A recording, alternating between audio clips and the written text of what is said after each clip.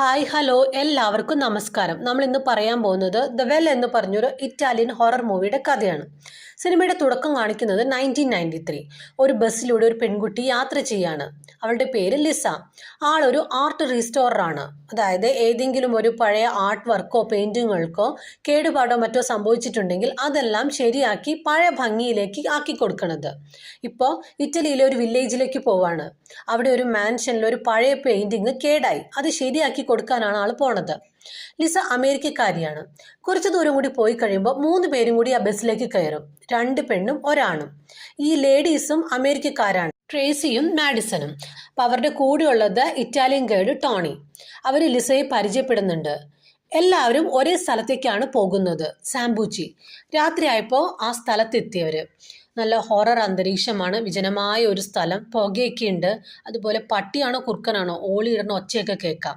കുറച്ചു ദൂരം നടന്നു കഴിയുമ്പോൾ ലിസയുടെ ഹോട്ടലിലേക്ക് പോകാനുള്ള സ്ഥലം എത്തും. മറ്റു 3 പേരും എവിടെയെങ്കിലും ടെന്റ് കെട്ടി താമസിക്കാനാണ് ഉദ്ദേശിക്കുന്നത്. അപ്പം ലിസ അവരോട് പറയുന്നുണ്ട്, ഞാൻ കുറച്ച് ദിവസം ഇവിടെ ഉണ്ടാകും, എപ്പോഴെങ്കിലും സമയം കിട്ടുമ്പോൾ നമുക്ക് ഒരുമിച്ച് പുറത്തു പോകാമെന്ന്. അവർക്ക് സന്തോഷവും. അപ്പം അവർ പറയാണ്, ഞങ്ങൾ നിന്നെ വന്ന് കണ്ടോളാന്ന്. അവരവിടെ നിന്ന് പോകും ലിസ ഹോട്ടലിലേക്ക്. പിറ്റേ ദിവസം ലിസ ഈ മാൻഷനിലേക്ക് പോകാനായിട്ട് താഴെ വെയിറ്റ് ചെയ്തുകൊണ്ടിരിക്കുകയാണ്. അപ്പോൾ ഒരു ചെറുപ്പക്കാരൻ വന്നിട്ട് പറയും, ഇനിയിപ്പോൾ ഇവിടെ ബസ്സൊന്നും കിട്ടില്ല, നിങ്ങൾക്ക് എവിടേക്കാണ് പോകേണ്ടത്? ലിസ പറയും, എനിക്ക് മാൽവീസി മാൻഷനിലേക്കാണെന്ന്. അപ്പോൾ അയാൾ പറയാണ്, എൻ്റെ പേര് മാർക്കസ്, ഞാനും ആ വഴിക്കാണ് പോണത്, ഞാൻ നിങ്ങളെ കൊണ്ടുവന്ന് വിടാം, എൻ്റെ കൂടെ പോന്നോളൂ. ലിസ അയാളുടെ കൂടെ നടന്നു പോവാണ്. നല്ലൊരു ചെറുപ്പക്കാരൻ. ലിസയുടെ ബാഗൊക്കെ അയാളാണ് മേടിച്ചു പിടിക്കണത്. ഓരോന്ന് സംസാരിച്ച് 2 പേരും അവസാനം ആ സ്ഥലത്തെത്താണ്. അപ്പം അയാൾ പറയുന്നുണ്ട്, ഇതൊരു പഴയ മാൻഷനാണ്, ഒരുപാട് പ്രഭുക്കന്മാരെല്ലാം ഇവിടെയാണ് താമസിച്ചിട്ടുള്ളത്. അതിൻ്റെ എൻട്രൻസിൽ അയാൾ ലിസയെ കൊണ്ടുവന്ന് വിടും. അപ്പം ലിസയ്ക്കാണെങ്കിൽ ചെറിയൊരു ടെൻഷൻ ഉണ്ട്. അപ്പം അയാൾ പറയും, ഒന്നും പേടിക്കൊന്നും വേണ്ട, ഇവിടെ താമസിക്കുന്ന ലേഡി പണ്ട് കാലത്തുള്ളതാണെങ്കിലും അവർ നല്ലൊരു സ്ത്രീയാണെന്ന് പറയും. എന്നിട്ട് ഒരു പബ്ബ് കാണിച്ചിട്ട് പറയാണ്, ഇത് ഞാൻ നടത്തുന്ന പബ്ബാണ്, എപ്പോഴെങ്കിലും സമയം കിട്ടുമ്പോൾ നിങ്ങൾ ഇങ്ങടേക്ക് വാ. ലിസയും വരാമെന്നും പറഞ്ഞ് അകത്തേക്ക് പോവാണ്. അകത്ത് ലിസ വെയിറ്റ് ചെയ്യുമ്പോൾ ഒരു മിഡിൽ ഏജ് പ്രായത്തിലുള്ള ഒരു ലേഡി വന്നിട്ട് സ്വയം പരിചയപ്പെടുത്താണ്, ഞാൻ എമ്മ ഫോസ്ക മാൽവീസി, ഇവരാണ് ഇപ്പോഴത്തെ ഇവിടുത്തെ ഡച്ചസ്. എന്നിട്ട് അവർ ലിസയെ മുകളിലേക്ക് പെയിന്റിങ് കാണിക്കാൻ കൊണ്ടുപോകും. അവിടെ ചെല്ലുമ്പോൾ ഒരു വലിയ പെയിന്റിങ് മുഴുവനും കരി പിടിച്ചിരിക്കുകയാണ്. അതുകൊണ്ട് നമുക്ക് ആ പെയിന്റിങ് എന്താണെന്ന് കാണാൻ പറ്റില്ല.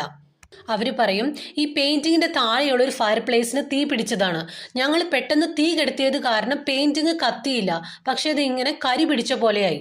ലിസ ചോദിക്കും, ഇത് ആര് വരച്ചതാ? അപ്പൊ അവര് പറയുന്നുണ്ട്, അത് വ്യക്തമായിട്ട് അറിയില്ല, 1500 BC ആ സമയത്ത് അർക്കാനോ എന്ന പെയിന്റർ എന്തോ ആണ് വരച്ചത്. ലിസ പറയുന്നുണ്ട്, ക്യാൻവാസ് മൊത്തം കരി പിടിച്ചിരിക്കുന്നതുകൊണ്ട് 1 മാസമെങ്കിലും എടുക്കും ഇതൊന്ന് ക്ലിയർ ആക്കാൻ, വലിയ പെയിന്റിങ്ങും അല്ലേ. എമ്മ പറയും, അതുകൊണ്ടാണ് ഞാൻ നിങ്ങളെ ഏൽപ്പിച്ചത്. ഞാൻ ശരിക്കും മൈസ്ട്രോ ഗ്രേ അദ്ദേഹം വരുമെന്നാണ് കരുതിയത്. അത് ലിസയുടെ ഫാദറാണ്, ആൾ ഈ ഫീൽഡിൽ അത്യാവശ്യം ഫേമസ് ആണ്. എമ്മ പറയുന്നുണ്ട്, 2 ആഴ്ച സമയമേ തരാൻ പറ്റുള്ളൂ, അത് കഴിഞ്ഞാൽ ഇത് ലണ്ടനിൽ ഒരു ഓപ്ഷനിൽ വയ്ക്കണം. അപ്പം ലിസ പറയണം, എന്നൊരു കാര്യം ചെയ്യാം, ഞാൻ ഈ മുറിയിൽ കിടക്കട്ടെ, അതാവുമ്പോൾ എൻ്റെ സൗകര്യത്തിന് എനിക്കിത് നോക്കി ചെയ്യാലോ. അവരും അത് സമ്മതിക്കാണ്. അവർ പോയി കഴിയുമ്പോൾ ലിസ ജോലിയൊക്കെ തുടങ്ങാണ്. പെയിന്റിങ്ങിൽ ഒരു സോൾവൻ്റ് ഒക്കെ ഉപയോഗിച്ച് ഇങ്ങനെ തുടച്ചുകൊണ്ടിരിക്കുമ്പോഴാണ് ഒരു പാട്ട് കേൾക്കണത്.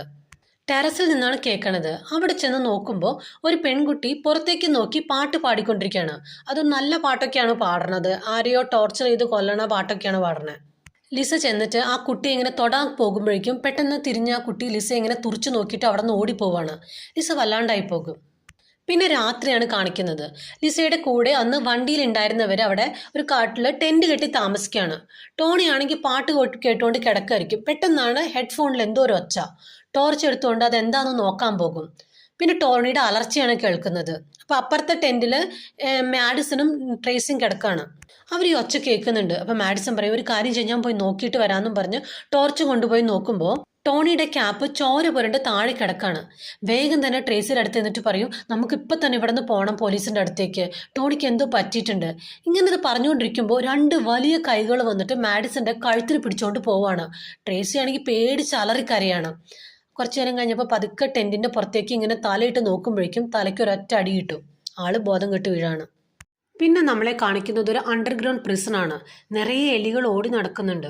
അപ്പോൾ ഒരു കിണറിന് ചുറ്റും കുറേ സെല്ലുകൾ, അതിൽ ഓരോന്നിലായിട്ട് മാഡിസണും ടോണിയും ട്രേസിയും പിന്നെ വേറൊരാളും ഉണ്ട്. മാഡിസൺ എഴുന്നേറ്റ് ബഹളം വയ്ക്കുന്നുണ്ട്, ആരാ നിങ്ങളെന്നൊക്കെ ചോദിച്ച്.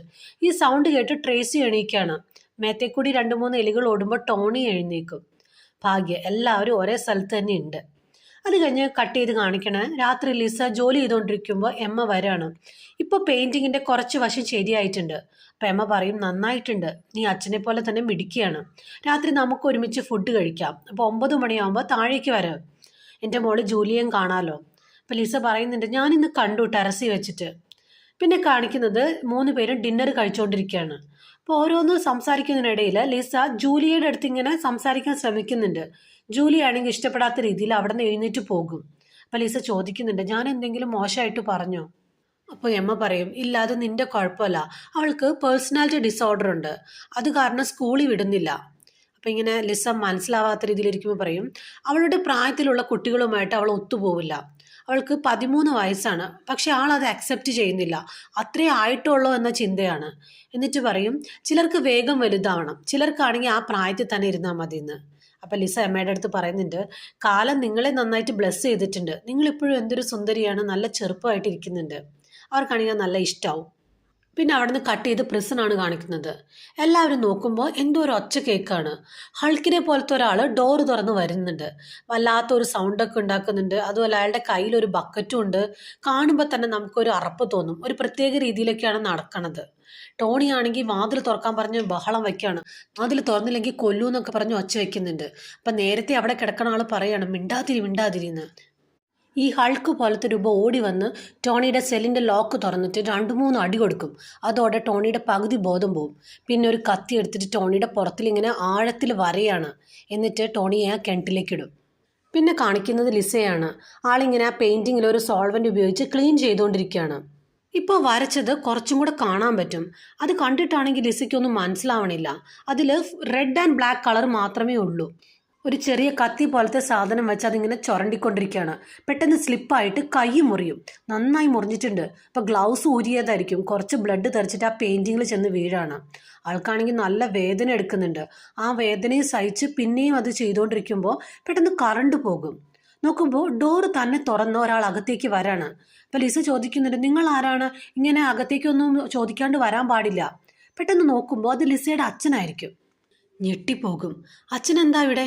പെട്ടെന്ന് അദ്ദേഹം ദേഷ്യത്തിൽ പറയും നിന്നെ ഒരിക്കലും വിശ്വസിക്കരുതായിരുന്നു. എന്നിട്ട് കയ്യിലിരുന്നൊരു കത്തി എടുത്തിട്ട് കഴുത്തിങ്ങനെ മുറിക്കുകയാണ്. ലിസ നോന്നും പറഞ്ഞ് അലറിക്കരയാണ്. ലിസ കണ്ണ് പൊത്തി ഇങ്ങനെ താഴെ ഇരിക്കുകയാണ്. കുറച്ച് കഴിഞ്ഞ് നോക്കുമ്പോൾ ആരെയും കാണില്ല. ഒന്നും മനസ്സിലാവാത്ത പോലെ ഇങ്ങനെ ഇരിക്കുകയാണ്. പിന്നെ കാണിക്കുന്നത് ആ അണ്ടർഗ്രൗണ്ട് പ്രിസൺ ആണ്. അപ്പോൾ നേരത്തെ അവിടെ ഉണ്ടായിരുന്ന ആള് അയാളുടെ മുറിയിൽ ഒരു ഡ്രെയിനേജ് ഉണ്ട്. അപ്പോൾ അതിൻ്റെ ഹോളിൽ ഒരു കമ്പി ആക്സോ ബ്ലേഡ് വെച്ചിട്ട് ഇങ്ങനെ മുറിക്കാൻ നോക്കുന്നുണ്ട്. പെട്ടെന്ന് മാഡിസൺ ചോദിക്കും നിങ്ങൾ എന്താ അവിടെ ചെയ്യണേ? അയാൾ ഞെട്ടിപ്പോകും, കയ്യിലിരുന്ന കമ്പി ഒടിഞ്ഞു പോവാണ്.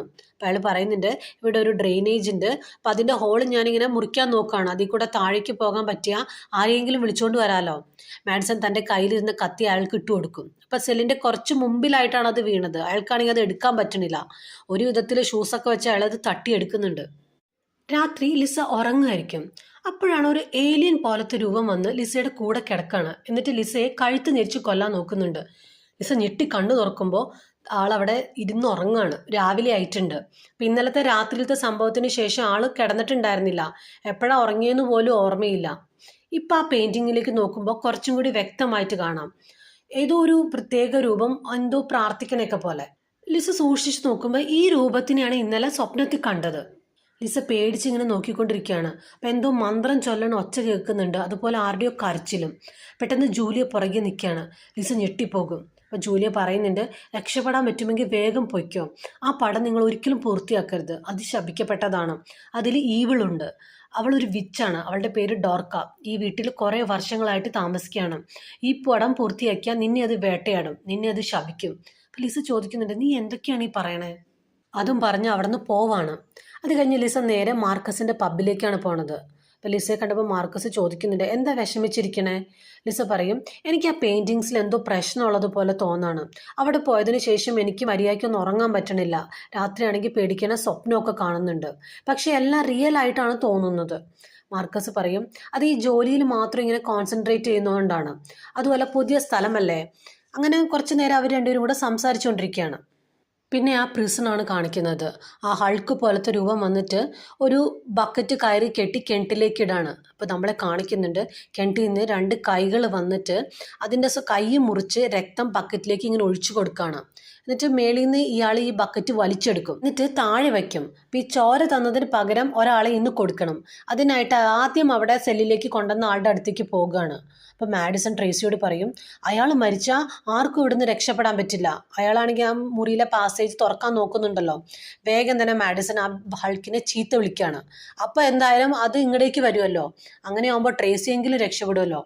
ട്രേസി കരയുന്നുണ്ട് മിണ്ടാതിരിക്കാൻ പറഞ്ഞ്. വിചാരിച്ചതുപോലെ തന്നെ ആ ഹൾക്ക് മാഡിസന്റെ അടുത്തേക്ക് വരികയാണ്. അത് മാഡിസന്റെ ഒരു കൈ വെട്ടിയെടുക്കും. അതുപോലെ കമ്പി പോലത്തെ എന്തോ ഒരു സാധനം വെച്ചിട്ട് മാംസമൊക്കെ ഇങ്ങനെ വലിച്ചെടുക്കുകയാണ്. ട്രേസി ആണെങ്കിൽ അലറി കരയുന്നുണ്ട്. അയാൾ മാഡിസന്റെ ഒരു കണ്ണും പൊട്ടിച്ചെടുക്കുന്നുണ്ട്. എന്നിട്ട് ആ കിണറ്റിലേക്കിടും. അപ്പം നമ്മളെ കാണിക്കുന്നുണ്ട് ഒരു വല്ലാത്തൊരു രൂപം വന്നിട്ട് മാഡിസൺ ഇങ്ങനെ തിന്നാണ്. അതും വെറുതെ ഒന്നുമല്ല, വലിച്ചു പറിച്ചിക്കാണ് തിന്നണത്. അത് കഴിഞ്ഞ് കാണിക്കുന്നത് ജൂലിയാണ്. താഴെ രണ്ട് ലവേഴ്സ് കിസ് ചെയ്യുന്നത് നോക്കിക്കൊണ്ടിരിക്കുകയാണ് ആള്. അത് കണ്ടിങ്ങനെ സങ്കടപ്പെടുന്നുണ്ട്. അപ്പോഴാണ് ലിസ അങ്ങോട്ട് വരുന്നത്. ലിസയും ഇത് കാണുന്നുണ്ട്. എന്നിട്ട് ജൂലിയോട് പറയും, വിഷമിക്കണ്ട, നിന്റെ ജീവിതത്തിൽ ഇതുപോലൊക്കെ സംഭവിക്കുന്നു. ജൂലിയ പറയും, അതിനവൻ പറഞ്ഞല്ലോ എന്നെ ഇനി കാണണ്ടെന്ന്. അമ്മ ഇതിനൊന്നും സമ്മതിക്കില്ല, ഞാൻ എന്നും ഒറ്റയ്ക്കാണ്, അമ്മയാണ് എൻ്റെ ജീവിതം തകർത്തത്. ഇവരിങ്ങനെ സംസാരിച്ചുകൊണ്ടിരിക്കുമ്പോഴേക്കും എമ്മ അവിടേക്ക് വരാണ്. എന്നിട്ട് ജൂലിയ വഴക്ക് പറയും, അമ്മയെക്കുറിച്ച് ഇങ്ങനെയൊക്കെയാണോ പറയണതെന്നും ചോദിച്ച്. അവർ തമ്മിൽ ചെറിയ വാക്കുതർക്കം അവിടെ നടക്കാണ്. എമ്മ ലിസയോട് പറയും തൻ്റെ കൂടെ അപ്പുറത്തേക്ക് വരാൻ. എന്നിട്ട് പറയാണ്, അവൾക്ക് എന്നോട് എന്നും ദേഷ്യമാണ്, ഞാൻ ബോയ് ഫ്രണ്ട്സിനെ ഒന്നും സമ്മതിക്കില്ല. പ്രശ്നം എന്താണെന്ന് വെച്ചാൽ അവൾ ഇഷ്ടപ്പെടുന്നതെല്ലാം അവളെക്കാളും ഒരുപാട് പ്രായം കൂടിയ ആൾക്കാരെയാണ്. അപ്പം ലിസ പറയും, എനിക്കൊരു കാര്യം ചോദിക്കാനുണ്ട്. ജൂലി എന്നോട് ആ പെയിൻറ്റിങ്ങിനെ കുറിച്ചൊരു കഥ പറഞ്ഞു, അത് ശരിയാണോ? അപ്പം എമ്മ പറയാണ്, അവൾ പറയുന്നൊന്നും വിശ്വസിക്കണ്ട, ഇതൊക്കെ തന്നെയാണ് അവളെ സ്കൂളിൽ വിടാത്തതിന് കാരണം. അവിടെയും പോയി ഇതുപോലത്തുള്ള കഥകളൊക്കെ പറയും. എന്നിട്ട് ലിസയ്ക്ക് ചെറുതായിട്ടൊരു വാണിംഗ് കൊടുക്കുന്നുണ്ട്. നിങ്ങൾ വർക്കിൽ മാത്രം കോൺസെൻട്രേറ്റ് ചെയ്യുക, പറഞ്ഞ സമയത്ത് അത് തീർത്തില്ലെങ്കിലുള്ള പെനാൽറ്റി ആ കോൺട്രാക്റ്റിൽ പറഞ്ഞിട്ടുണ്ട്. അച്ഛൻ അതിനെക്കുറിച്ചൊന്നും പറഞ്ഞിട്ടില്ലേ? ലിസയ്ക്ക് കാര്യം മനസ്സിലായി. എന്നിട്ട് പറയുന്നുണ്ട്, അതിനെക്കുറിച്ച് നിങ്ങൾ വറിയൊന്നും ചെയ്യേണ്ട, ഞാൻ പറഞ്ഞ സമയത്തിനുള്ളിൽ അത് പൂർത്തിയാക്കിക്കൊള്ളാമെന്ന്. അത് കഴിഞ്ഞ് രാത്രി ഉറങ്ങാൻ കിടക്കാണ് ലിസ. ഇപ്പോൾ ആ പെയിൻറ്റിങ് കുറച്ചും കൂടി വ്യക്തമായിട്ട് കാണാം. ഒരു 70% അത് പൂർത്തിയായിട്ടുണ്ട്. അപ്പോൾ ഇത് നോക്കുമ്പോൾ അതിലെന്തോ റിച്വൽസ് നടത്തുന്നതിനെ കുറിച്ചാണ് വരച്ചു വെച്ചേക്കണത്. കാണുമ്പോൾ തന്നെ നമുക്ക് എന്തോ ഒരു ബാഡ് ഫീലിംഗ് തോന്നും ആ പിക്ചറിൽ. ആരുടെയോ കരച്ചിൽ കേട്ടാണ് ലിസ കണ്ണു തുറക്കണം. നോക്കുമ്പോൾ ട്രേസി ടോണിയെ ഒരു വീൽ ചെയറിൽ ഇരുത്തി കൊണ്ടുവന്നേക്കാണ്. രണ്ടുപേരുടെ മേത്തുനിന്ന് ഇങ്ങനെ ചോര ഒലിക്കുന്നുണ്ട്. ടോണിയുടെ കാൽ പാദമുണ്ട്, മേളിലേക്ക് എല്ലു മാത്രമേ ഉള്ളൂ, മാംസമൊക്കെ ഇങ്ങനെ തൂങ്ങിക്കിടക്കാണ്. ലിസ ഇതൊക്കെ കണ്ട് ആകെ പേടിച്ച് മാർക്കസിൻ്റെ അടുത്തേക്ക് പോകാണ്. അപ്പം മാർക്കസ് ചോദിക്കുന്നുണ്ട്, ഇനിയിപ്പോൾ എന്താ ചെയ്യുക? ലിസ പറയും, അറിയില്ല, എനിക്കൊന്ന് തിരിച്ചു പോയാൽ മതി. പക്ഷെ അങ്ങനെ എങ്ങാനും ചെയ്താൽ ഇത്രയും നാളത്തെ സമ്പാദ്യം മുഴുവനും പെനാൽറ്റി ആയിട്ട് കൊടുക്കേണ്ടി വരും. എന്നിട്ട് മാർക്കസിനോട് ചോദിക്കും, 3 ടൂറിസ്റ്റുകൾ എങ്ങാനും നിങ്ങളുടെ പബ്ബിൽ വന്നിരുന്നോ? മാർക്കസ് പറയില്ല, വന്നിരുന്നെങ്കിൽ ഞാൻ എന്തായാലും ഓർത്തിരുന്നേനെ. അപ്പം ലിസ പറയും, ഞങ്ങൾ ബസ്സിൽ വെച്ച് പരിചയപ്പെട്ടതാ, എന്നെ കാണാൻ വരാമെന്ന് പറഞ്ഞതാ. മാർക്കസ് പറയുന്നുണ്ട്, അവർ ചിലപ്പോൾ നേരത്തെ പോയിട്ടുണ്ടാവും. എന്നിട്ട് ലിസോട് പറയാണ്, ഈ ജോലിയൊക്കെ കഴിഞ്ഞ് നമുക്ക് 2 പേർക്കും ഒരുമിച്ച് കുറച്ച് ദിവസം സ്പെൻഡ് ചെയ്യാമെന്ന്. അത് കഴിഞ്ഞ് കാണിക്കുന്നത് ബാത്റൂമിൽ ലിസ ഉറങ്ങാനായിട്ട് ഗുളിക കഴിച്ചുകൊണ്ടിരിക്കുകയായിരിക്കും. ഇപ്പോൾ കർട്ടൻ്റെ ബാക്കിൽ നിന്ന് ആരോ കരയണ ഒച്ച കേൾക്കാണ്. അത് മാറ്റി നോക്കുമ്പോൾ ബാത്ത് ടബിൽ മാഡിസൺ ഇങ്ങനെ ചോരയിൽ കുളിച്ച് കിടക്കാണ്. ലിസ പേടിച്ച് ഓടാണ്. അപ്പോൾ പോണ വഴി എമ്മയായിട്ട് കൂട്ടിയിടിക്കുന്നുണ്ട്. എമ്മ വന്ന് നോക്കുമ്പോൾ അവിടെ ഒന്നുമില്ല. ബാത്ത് ടബിലെ പൈപ്പിൽ നിന്ന് ഓൺ ചെയ്ത് വെച്ചേക്കാണ്. അതിൽ നിന്ന് ഇങ്ങനെ വെള്ളം താഴേക്ക് ഒഴുകുന്നുണ്ട്. വേഗം തന്നെ പോയി പൈപ്പ് ഓഫ് ചെയ്യും. എന്നിട്ട് ലിസോട് ചോദിക്കുന്നുണ്ട്, നിനക്ക് എന്താ പറ്റേ, ഈ വെളുപ്പാങ്കാലത്ത് നീ എന്തിനാ എണീറ്റിരിക്കണേന്ന്? അപ്പം ലിസ പറയും, എനിക്കിനി ഇവിടെ നിൽക്കാൻ പറ്റില്ല, ഞാൻ രാവിലെ വന്ന് ജോലി ചെയ്തിട്ട് രാത്രി പൊയ്ക്കോട്ടെ എന്ന് വെക്കും. എമ്മ ദേഷ്യപ്പെടുന്നുണ്ട്, ഇത് തീർക്കാതെ നീ എവിടെയും പോകാൻ പറ്റില്ല, അങ്ങനെ എങ്ങാനും പോയി കഴിഞ്ഞാൽ ഉറപ്പായിട്ടും നീ റിഗ്രറ്റ് ചെയ്യും. അത് കാണിക്കുന്നത് താഴെ ആ പ്രിസണാണ്. അവിടെയുള്ള ആള് അയാളുടെ മുറിയിലുള്ള ആ ഹോളിൻ്റെ മുകളിലത്തെ ഗ്രില്ലെടുത്ത് മാറ്റി. എന്നിട്ട് ട്രേസിയോട് പറയുന്നുണ്ട്, ഞാൻ പോയിട്ട് ആളെ കൂട്ടിയിട്ട് വരാമെന്ന്. അത് കഴിഞ്ഞ് ആ ഹോളിൽ കൂടി ഇങ്ങനെ അയാൾ താഴേക്ക് തലയിട്ട് നോക്കുകയാണ്. നോക്കിയത് മാത്രമേ അയാൾക്ക് ഓർമ്മയുള്ളൂ. നേരെ ചെല്ലണത് ആ കിണറിൻ്റെ ഉള്ളിലുള്ള ആ സാധനത്തിന് മുമ്പിലേക്കാണ്. അതോടുകൂടി അയാളുടെ കാര്യത്തിൽ തീരുമാനമായി. തല വലിച്ചു പറിക്കുകയാണ്. പിന്നെ അവിടെ അയാളുടെ അലർച്ചയാണ് കേൾക്കണത്. ട്രേസി ചെവിയും പൊത്തി കിടക്കുകയാണ്. പിറ്റേ ദിവസം രാവിലെ എമ്മ ഒരു കണ്ണാടി നോക്കിക്കൊണ്ടിരിക്കുകയാണ്. അപ്പോൾ ഗ്ലാസ്സിൽ എന്തോ ഒന്നെടുത്ത് ഇങ്ങനെ കുടിക്കുന്നുണ്ട്. അത് കഴിഞ്ഞ് സന്തോഷത്തോടെ ആരെയും നോക്കി ചിരിക്കുകയാണ്. അപ്പോൾ നമ്മളെ കാണിക്കുന്നുണ്ട് ലിസയുടെ അടുത്ത് ആ രാത്രി കിടന്ന ആ രൂപമാണത്. അതും എമ്മയെ നോക്കി ഇങ്ങനെ ചിരിക്കുകയാണ്. ലിസ തൻ്റെ വർക്ക് ചെയ്തുകൊണ്ടിരിക്കുകയാണ്. ഇപ്പം ആ പെയിൻറ്റിങ് നോക്കുമ്പോൾ അതിലൊരു പട്ടിയുടെ പടമുണ്ട്, അതുപോലെ ആ കിണറ്റിലുള്ള ഡീമൻ്റെ രൂപമുണ്ട്, എമ്മയെ നോക്കി ചിരിച്ച കണ്ണാടി കണ്ട ആ രൂപമുണ്ട്, പിന്നെ ആരെയോ ചെങ്ങലക്ക് ഇട്ട് വെച്ചിട്ടുണ്ട്. അപ്പം ലിസ ഇതൊക്കെ നോക്കി ബാക്കി ശരിയാക്കിക്കൊണ്ടിരിക്കുകയാണ്. പെട്ടെന്ന് ജൂലി അവിടേക്ക് വരും. എന്നിട്ട് പറയും, ഈ പെയിൻറ്റിങ് പൂർത്തിയാക്കരുത്. ലിസയ്ക്കാണെങ്കിൽ നല്ല ദേഷ്യം വരുന്നുണ്ട്. ഇത് എങ്ങനെയെങ്കിലും തീർത്തിട്ട് പോകാൻ നിൽക്കുകയാണ്. ഈ രാത്രി നിന്റെ കഥ കേൾക്കാനൊന്നും എനിക്ക് സമയമില്ല. അപ്പം ജൂലിയ ആ പടം നോക്കിയിട്ട് എൻ്റെ കഥ പറയാണ്. ഈ പെയിന്റിങ് 1493 വരച്ചതാണ്. അന്ന് നടന്ന ഒരു റിച്വൽസ് ആണ് ഈ വരച്ചു വെച്ചിരിക്കുന്നത്. എൻ്റെ അമ്മ ഡോർക്ക എന്ന് പറഞ്ഞൊരു വിച്ചാണ്. അവര് ബില്ലിയെ സാക്രിഫൈസ് ചെയ്തിട്ട് ഗോരാൻ എന്ന് പറഞ്ഞൊരു മോൺസ്റ്ററിനെ കിണറ്റിൽ പൂട്ടി വെച്ചേക്കാണ്. അങ്ങനെ അന്ന് നടന്ന സംഭവമെല്ലാം നമ്മളെ കാണിക്കാണ്. ഇവർക്ക് ഗോരാന്റെ ബ്ലഡ് കുടിച്ചിട്ട് ചെറുപ്പമാവാൻ വേണ്ടി. ഇന്നാണ് ആ ദിവസം. ഇന്ന് റെഡ് മൂൺ ആണ്. രാത്രി 12 മണിക്ക് മുൻപ് ആ മൂണിന്റെ പ്രകാശം ഈ പൂർത്തിയാക്കിയ പടത്തിൽ വീണാൽ അടുത്ത 500 വർഷത്തേക്ക് ഈ കേഴ്സ് തുടരും. അത് സംഭവിക്കാൻ പാടില്ല. ലിസ പറയും, നോക്ക്, നിനക്ക് നല്ല ഇമാജിനേഷൻ ഉണ്ട്, പക്ഷെ അതിൻ്റെ ഒന്നും സമയം ഇത് കേൾക്കാനുള്ള സമയം എനിക്കില്ല. ജൂലിയ പറയും, ആ പുതിയതായി വന്ന 3 പേർക്കും അധികം സമയമില്ല. ലിസ ചോദിക്കും, ആർക്കാ? അപ്പം ജൂലിയ പറയുന്നുണ്ട്, 2 പെണ്ണും ഒരാണും. ഒരു പെൺകുട്ടിക്ക് ചുരുണ്ട മുടി, അതുപോലെ ഒരു പൊക്കമുള്ള ആള്. അപ്പം ലിസ ചോദിക്കുന്നുണ്ട്, നീ അവരെ എങ്ങാനും കണ്ടോ? അപ്പം ജൂലിയ പറയും, ഞാൻ കാണിച്ചു തരാമെന്നും പറഞ്ഞ് ഒരു അണ്ടർഗ്രൗണ്ട് പാസേജിലേക്ക് കൊണ്ടുപോവാണ്. അവരാ ഹൾക്ക് പോകുന്നത് കാണും. അപ്പം അതിൻ്റെ പുറകിൽ ഇവർ പോവാണ്. അപ്പോഴാണ് എമ്മ ജൂലിയെ വിളിക്കുന്നത്. ജൂലിയ പറയും, ഞാൻ അങ്ങോട്ട് ചെല്ലാം, ഇല്ലെങ്കിൽ സംശയമാകും. ലിസ ആ ഹൾക്കിന്റെ പുറകെ പോവാണ്. അവിടെ വച്ചിരുന്ന വലിയൊരു ഹാമർ പോലത്തെ സാധനം കയ്യിലെടുക്കുന്നുണ്ട്. താഴേക്ക് പടികൾ ഇറങ്ങി ചെല്ലുമ്പോൾ ഈ ബക്കറ്റും കൊണ്ട് ആ ഹൾക്ക് പോകണത് കാണും. ലിസയുടെ കാല് തട്ടി അവിടെ ഉണ്ടായിരുന്ന കമ്പികൾ താഴെ വീഴും. വേഗം തന്നെ അവിടെ ഒരു സൈഡിൽ ഒളിച്ചിരിക്കും.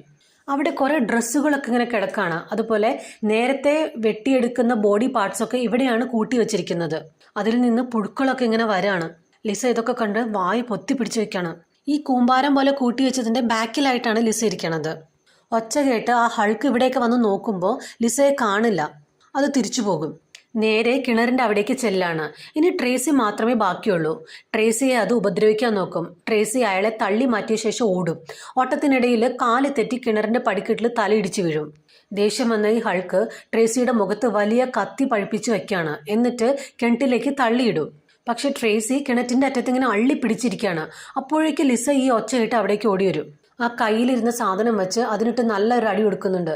2-3 അടിയൊക്കെ അടിക്കുന്നുണ്ട്. അത് ബോധം കെട്ട് താഴെ വീഴും. ലിസ ട്രേസിയെ മേളിലേക്ക് വലിച്ചു കയറ്റാണ്. 2 പേരും അവിടെ നിന്ന് രക്ഷപ്പെട്ടോടാണ്. അപ്പോൾ പോകുന്ന വഴി ട്രേസിയുടെ കാലിൽ ഒരു ആണി കുത്തി കയറുന്നുണ്ട്. ഇതൊക്കെ വലിച്ചെടുത്തിട്ട് ഓടാണ്.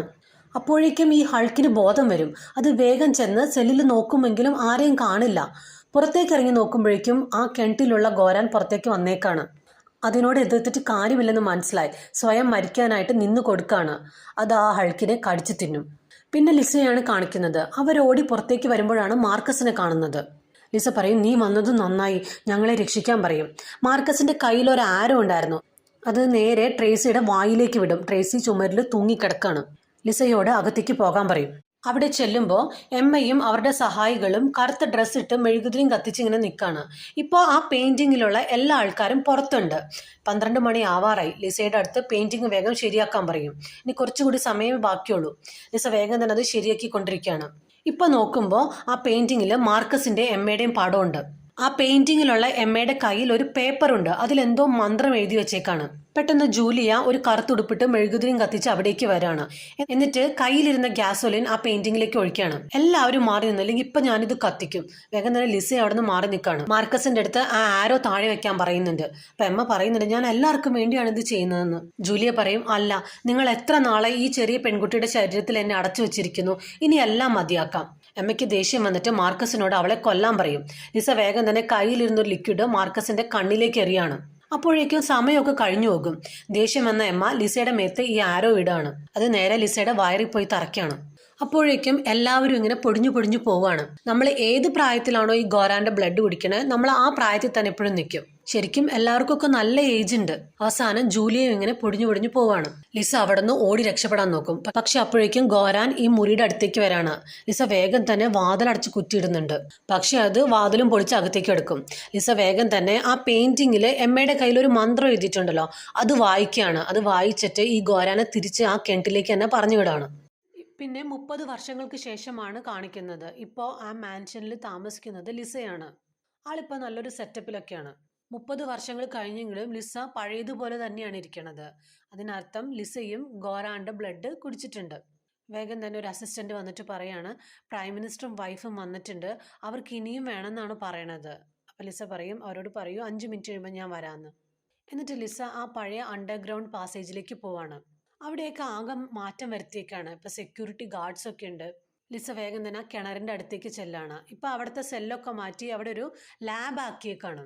അവർ ഗോരാനെ വെച്ചിട്ട് പരീക്ഷണം നടത്താണ് അവിടെ. അവിടെ ഒരു ടേബിളിൽ ഗോരാനെ കിടത്തിയേക്കാണ്, കൈയും കാലും ഒക്കെ കെട്ടിയിട്ട്. ലിസ അവിടെ നിന്ന് ഡോക്ടറോട് പറയും, നമുക്ക് പ്രൊഡക്ഷൻ കുറച്ചും കൂടെ കൂട്ടണം എന്ന് പറയും. ഡോക്ടർ വേഗം തന്നെ ഗോരാൻ്റെ കഴുത്തിൽ നിന്ന് സിറിഞ്ച് വെച്ച് ബ്ലഡ് എടുക്കുകയാണ്. അത് അലറി പൊളിച്ച് അവിടെ കരയാം. ലിസ ഗോരാൻ്റെ ബ്ലഡ് ഈ ചെറുപ്പമായിട്ടിരിക്കാൻ ആഗ്രഹിക്കുന്നവർക്കൊക്കെ വിൽക്കുന്നുണ്ട്. അങ്ങനെ അതിൽ നിന്ന് ഒരുപാട് പൈസ ഉണ്ടാക്കുന്നുണ്ട്. ഗോരാൻ്റെ കരച്ചിൽ കേട്ട് ലിസ അതിനെ നോക്കി നിൽക്കുന്നതും കാണിച്ചിട്ടാണ് ഈ സിനിമ അവസാനിക്കുന്നത്. എല്ലാവർക്കും സിനിമ ഇഷ്ടമായെന്ന് വിചാരിക്കുന്നു. വേറൊരു സിനിമയുമായി അടുത്ത വീഡിയോയിൽ കാണാം.